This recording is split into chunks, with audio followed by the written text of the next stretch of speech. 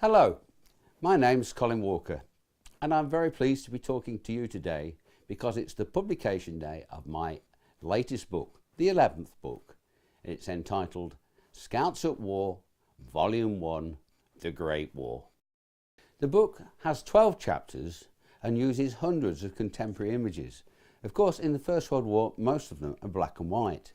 So the most colourful chapter by far, and one of my favourites, is the chapter that's called The Postcard and Poster Offensive. But there were 3 scouting posters used by the government in the First World War and were on display at railway stations, post offices and other public places. The most famous of which, beyond any doubt, is that drawn by Baden-Powell himself.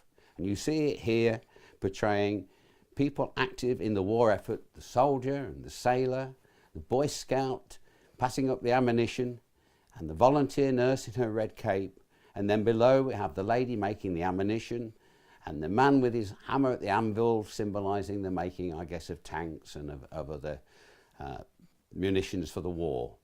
But over on the right hand side there, with his hands in his pocket and cigarette in the mouth, we have the Spiv, and Baden-Powell addresses the question to him, are you in this? The first chapter of the book is about the immediate mobilisation of scouts right from the outbreak of war. War was declared late at night on August the 4th, so the public didn't know about it until August the 5th. And you'll be amazed to learn that by August the 6th, we had scouts in place doing war work across the length and the breadth of Great Britain, but particularly at the coasts. So from August the 6th, we had patrols of scouts every 3 miles from John O'Groats in Scotland all the way around the coast of Britain, right the way to Land's End. And their duty was to walk the 3 miles and report what they found on the beach, maybe dead bodies, bits of wreckage or whatever. They were to report the shipping that they could see out at sea, any suspicious characters, and of course the presence of any aircraft. And at the time the Germans were bombing our country with Zeppelins. All these were recorded in logs. The logs were passed to the next patrol 3 miles along the coast as a fail-safe, and then of course to the senior Coast Guard. An amazing, amazing feat. This was marked at the end of the war when we had a victory parade in 1919. Boy Scouts were the only youth organisation allowed to take part because it was rightly said that they had done the work of men. A part of our wartime scouting heritage that's hardly known concerns the manufacture of planes towards the end of World War I.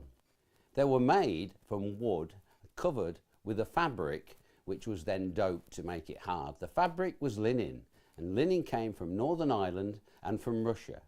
It was impossible to get linen from these places in 1917 because of the U-boat menace. So the government made a deal with the farmers. The government would pay the farmers to produce the linen, but it was a very labour-intensive crop. The farmers had got no access to labour. They were at the front or working in the munitions factories. So guess what? It was the Boy Scouts who weeded the flax harvest in 1918, and it was the Boy Scouts who brought the harvest in 5 different centres across the country. 4,500 boys in 1918 attended camps that enabled the flax to be produced to make the planes that won the war. A truly tremendous record of service, which, as I say, is hardly known. But it's fully documented in the book with pictures, abstracts from logbooks, etc. And I think you will find this inspirational and something that we should be passing on to our young people, a record we can be proud of. In doing the research for this book, I've learnt things that I never knew, and I hope that it will be the same for you. It's been an absolute privilege for me to write what I consider to be a very important part of our scouting heritage.